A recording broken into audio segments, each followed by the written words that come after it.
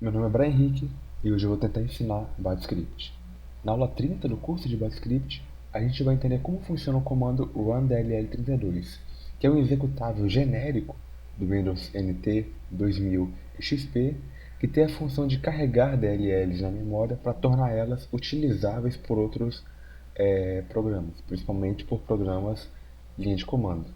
O nome do comando runDLL32, que é esse daqui, ó, runDLL32, é o acrônimo em inglês da frase execute uma DLL como um aplicativo de 32 bits, ou seja, execute uma DLL como se ela fosse um aplicativo de 32 bits. E é um comando muito simples de usar. Se você for no help dele, você vai verificar que ele não tem um help. Não é um comando difícil, é um comando muito simples, porém para ele poder executar uma DLL, como eu disse anteriormente, a DLL, ou melhor, não pode ser qualquer DLL. A DLL ela tem que ser feita para poder dar suporte a esse utilitário aqui, ok? Então não é qualquer DLL que vai rodar, mas algumas, aquelas que têm suporte ao OneDLL. Então vamos começar com algo simples. Deixa eu colocar aqui um comando, que é como a gente pode executar uma DLL utilizando esse comando aqui. Primeiro de tudo, a gente vai colocar o nome do comando, que é o runDLL32. Depois a gente vai colocar a DLL que a gente quer carregar na memória. Em seguida, a função e talvez até um argumento, como está aqui. Quando a gente executar isso aqui, ele vai abrir essa tela, que é uma tela de informações do Windows que eu estou usando. Seria o mesmo que eu usar o env, só muda o que está escrito aqui em cima, no título da janela, pode reparar. Que aqui tem MZ, lá estava o Windows. Então um jeito muito simples de se carregar DLLs. Eu não vou escrever tudo que eu anotei para explicar, eu vou simplesmente copiar, colar, explicar e executar. Então vamos continuar. Esse comando aqui, ele vai servir para executar o painel de controle. Olha só. Ali no título do painel de controle, vamos ver como é que funciona. Primeiro de tudo o nome do comando, depois a DLL com a qual quero trabalhar e por fim um método dentro dessa DLL, que é a DLL Shell32. O que eu quero fazer é executar o painel de controle. Agora vem uma coisa um pouquinho mais complicada.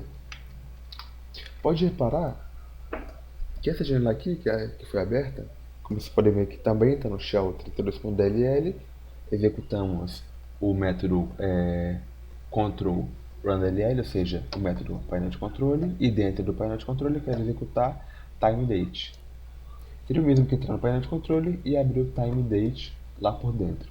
Repara uma coisa, que aqui já ficou um pouco mais complicado porque a gente tem abas. Então como é que eu faria para executar em uma aba específica? Tipo, abrir aqui em relógios adicionais. Como é que eu faria isso? Aqui no final eu vou colocar arroba, o número do... Eu vou colocar no caso aqui o argumento 0, depois eu explico por quê. Vírgula, o número da aba. O 0 vai indicar que é aquela janela que eu quero, que a janela é data e hora. E dessa janela data e hora, eu quero a primeira aba, começando a contagem pelo índice 0.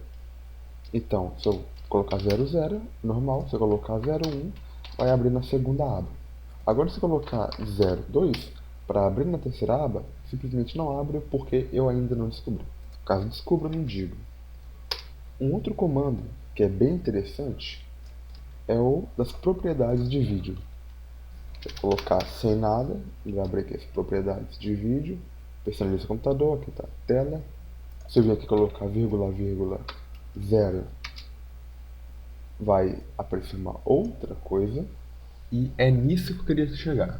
Um outro método de acessar utilidades diferentes dentro do mesmo método da DLL, do mesmo método da DLL, é utilizando o argumento vírgula vírgula. A gente pode colocar, por exemplo, o padrão dele, claro, vai ser esse daqui, que é tela, sinalizar, ou seja, opções de vídeo.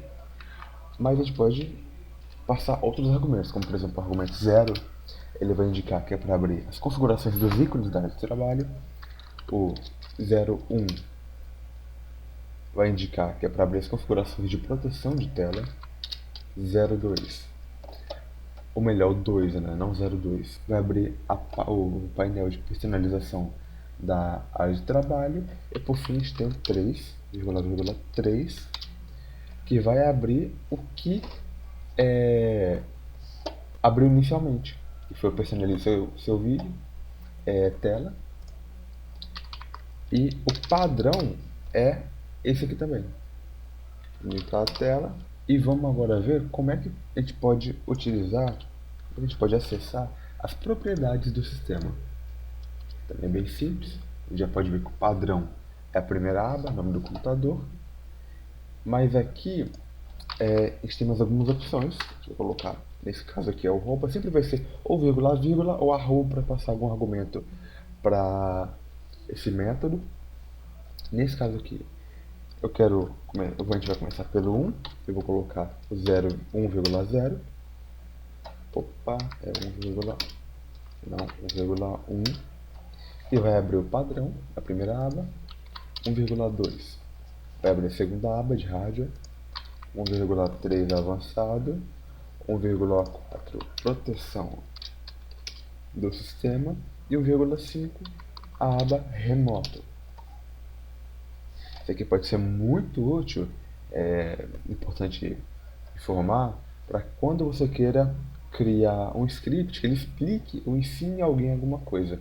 Como, por exemplo, ele indique ao usuário como executar um dado operação, uma dada configuração, que ele naquele momento não pode fazer. Então o script vai ajudar o máximo possível aquela pessoa, como por exemplo, abrindo o software específico na aba determinada, pré-determinada pelo script, com as explicações e tudo mais. Vamos ver aqui outras ferramentas, outras possibilidades. A gente tem também o programa de recursos, que a gente pode utilizar para remover programas do computador, ou reparar. Mas ele não é só isso. Se eu colocar aqui @0, vai para o padrão, que é o programa de recursos. O 0,0 daria no mesmo. 0,1 já vai abrir outra coisa, que é instale um programa de rede. 0,2 vai abrir o ative e desative recursos do Windows. E o 0,3 vai abrir o definir acesso a programas e padrões do computador. A gente também pode dar uma olhada rápida nas propriedades do mouse e, utilizando aquele princípio que eu ensinei anteriormente, do arroba e também do vírgula vírgula, tentem abrir nessa última aba, aba de hardware. Eu vou tentar aqui do meu jeito e a gente vai fazer o seguinte. Levando em consideração que a contagem começa pelo índice 0, então 0, 1, 2, 3, 4. Então quando chegar no 4 vai abrir hardware. Se eu colocar aqui 0,4 hardware. Bem facinho, bem simples de entender. Agora mudando um pouco o nosso foco, algo também que eu acho bem interessante são as opções da barra de tarefas. Aqui na barra de tarefas a gente pode personalizar como vai se comportar a barra de tarefas, que para quem não sabe, a barra de tarefas é essa barra aqui de baixo, onde ficam os programas que estão em execução. E por aqui a gente pode fazer algumas alterações, pelo menos básicas, até superficiais na barra de tarefas, mas é algo a se somar também. Um outro modo seria colocar, em vez de 1, mais o 6, daria no mesmo. E lembrando que entre esse 1 e esse 6 existem outras utilidades, como por exemplo o 0 vai abrir uma coisa, o 2 uma outra, o 3 uma outra, o 4 uma outra e assim por diante. Você tem que ir lá pesquisando e experimentando até ver as possibilidades de cada método, de cada DLL. Eu também vou disponibilizar uma lista que vai estar disponível para download na descrição do vídeo, explicando como a gente pode, quer dizer, dando uma lista básica, bem básica mesmo, de algumas funções do Run DLL32. Se eu vier aqui no 3, ele vai abrir visualização, iniciar, ou seja, a mesma coisa que a gente viu pouco tempo atrás, mas aqui a gente está fazendo de um jeitinho um pouco diferente. Porque enquanto lá a gente usou, deixa eu ver aqui, enquanto lá a gente utilizou esse esse método aqui, tela, personalize o seu vídeo. A gente utilizou, né, o método Ctrl Run DLL. Aqui a gente vai utilizar o método Option Run DLL. Esse método Option Run DLL a gente vai colocar a opção 3, o argumento, a gente vai passar, né, o argumento 3, dá um Enter e vai abrir exatamente a mesma coisa. E para acessar as opções do menu iniciar, a gente pode colocar aqui Run DLL 32, o nome da DLL, que vai ser a shell 32.dll, o método que a gente quer trabalhar, com o qual a gente quer trabalhar, é o Option Underline Run DLL, a gente vai passar o argumento 3, então agora ele vai abrir para a gente as opções do menu iniciar. E agora vamos para a dica de hoje. Assim como o vídeo foi bem curto, a dica de hoje também vai ser bem rápida. A dica de hoje eu vou ensinar como a gente pode, ou melhor, não vou ensinar, né? Eu vou mostrar para vocês o caminho de como a gente pode, como diz aqui, exibir ou alterar a criptografia de diretórios e arquivos em partições NTFS. Eu não vou ensinar como a gente vai usar esse comando, mas eu vim aqui trazer a vocês esse comando, o comando chamado Cipher, que ele serve para trabalhar com criptografia. Ele é muito interessante, já brinquei muito com esse comando aqui.